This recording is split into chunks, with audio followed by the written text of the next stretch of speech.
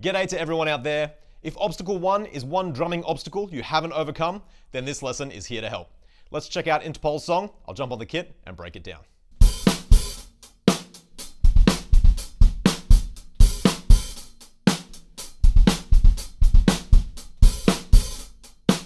Song starts out with a riff. When the drums come in, it's a flame on beat 4 into a very straightforward beat that goes like this. 1, 2, 3.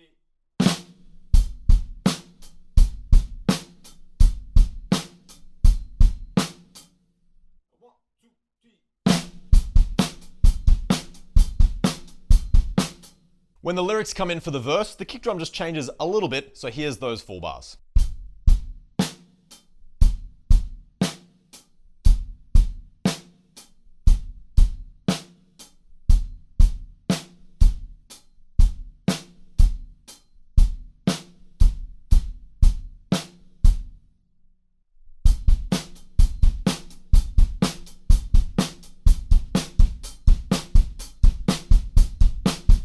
And that leads us into this second part of the verse, and we're going to use this beat quite a lot because we use it for the second verse as well. It has those quick little 16th note kick drums and a couple of hi-hat sizzles.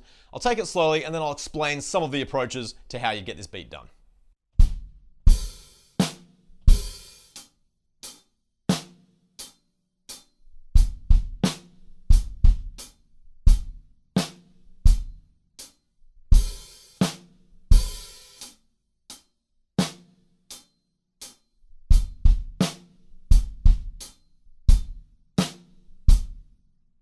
If you're finding those hi-hat sizzles at the beginning of the bar a little bit tricky, it's probably because the kick drum is going down while the hi-hats are coming up, which is not a very natural movement.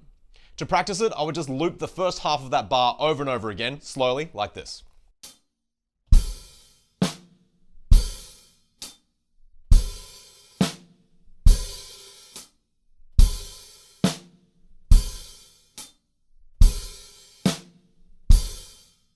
The other thing you could focus on when you're working on that beat is just the feet. They're going right, left, right, left, right, left.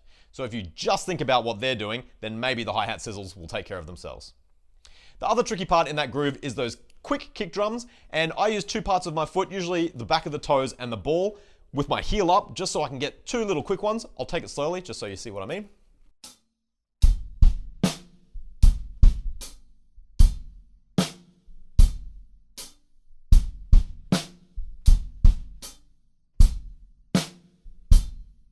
If you're finding it hard to play those kick drums up to speed, just remember that you can definitely work on it, so just keep practicing over and over again, and eventually the speed will come. Let me put that whole groove back together, just so you can hear what it sounds like up to speed.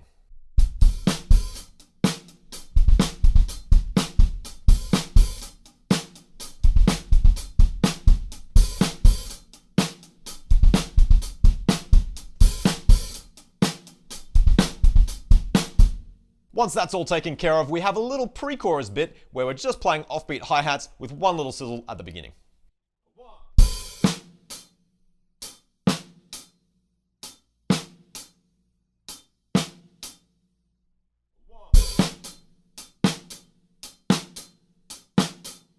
Keep playing those offbeat hi-hats until we hit the chorus. Now in the chorus, there's 4 different sections, but the second and the fourth one are basically the same. First up, we're going to play a 16th note hi-hat pattern using 2 hands over on the hi-hats and bringing beat 2 and beat 4 over onto the snare drum, a little something like this.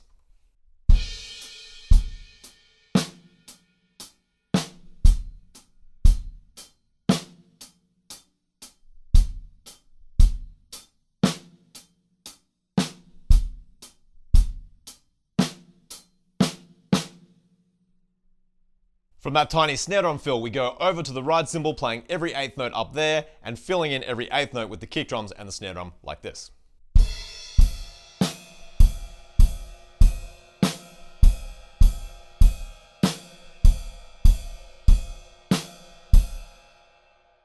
For the third section of the chorus, we are down on the floor tom with one sneaky little rack tom in there as well.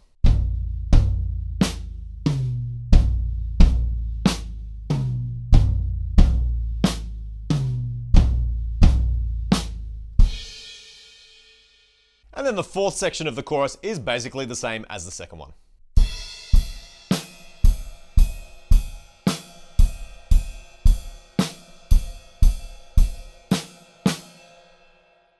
Here's that whole chorus section all together.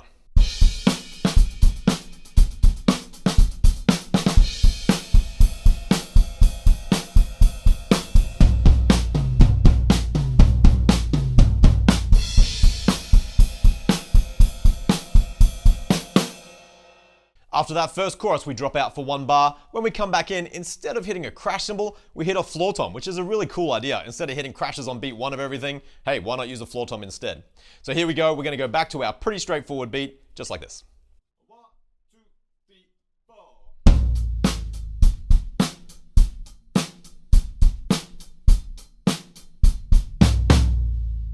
Next up, we go back into our hi-hat sizzles and quick kick drum beat, just like this.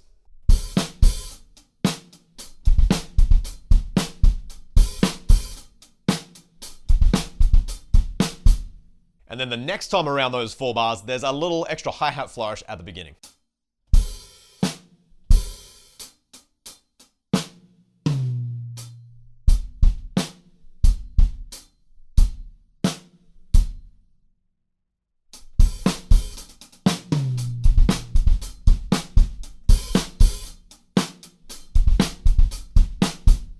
You'll hear in the song that 16th note hi-hat pattern gets used twice, and then from there we're into the pre-chorus part, which is just the offbeat hi-hats.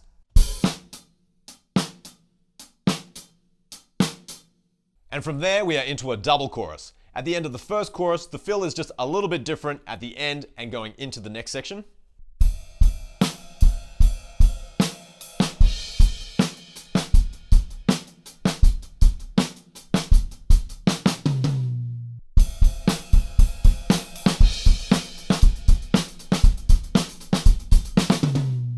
The next beat that we need is a cool little 16th note groove with a tom coming in on the E of 2 and 4.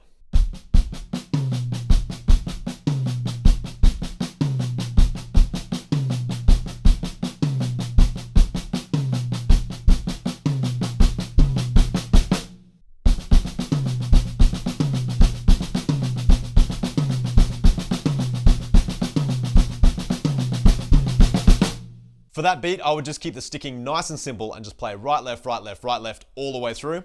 And that means that the first accent on the E is going to be on your left hand up on the rack tom. The very last accent in that fill at the end is going to be on your right hand on the and. Moving on, we're back onto another ride cymbal pattern with those 8th notes on the kick drums, and there's just a couple of extra ghost notes in the second bar, like this.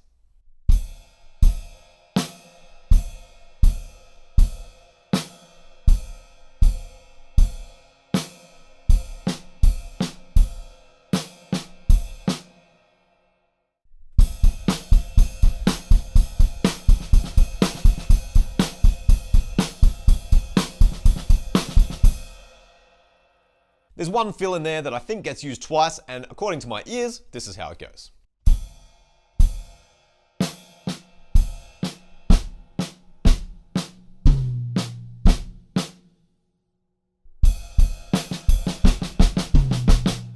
Then we go back into the ride cymbal groove again with those extra ghost notes right until the end of the song, which has a really cool fill that sounds like this.